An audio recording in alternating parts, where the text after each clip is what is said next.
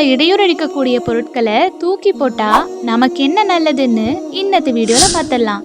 அதுக்கு முன்னாடி நம்ம சேனலை சப்ஸ்கிரைப் இன்னும் ஃபாலோ பண்ணாம பாக்குறீங்கன்னா ஃபாலோ பண்ணிட்டு பாருங்க. வழியில கிடக்கிற இடையூறு அளிக்கக்கூடிய பொருட்களை அகற்றுறது ஒரு நல்ல செயல்.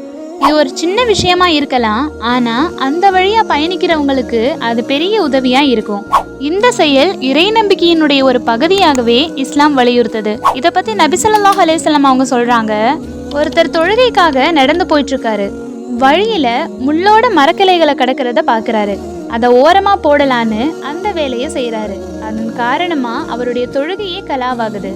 இப்படிப்பட்ட மனிதருக்கு அல்லாஹ்வே நன்றியை செலுத்துறான், அவருக்கு பாவ மன்னிப்பையும் அழிக்கிறான்னு ஒரு ஹதீஸ்ல வருது.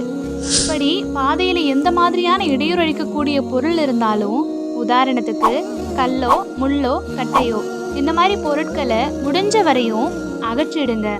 எடுக்காம போனீங்கன்னா இதனாலேயே பின்னாடி வரவங்களுக்கு பிரச்சனை வந்தா அந்த கஷ்டத்துக்கு ஒரு வகையில நாமளும் அதுக்கு காரணங்கிறத மறந்துடாதீங்க.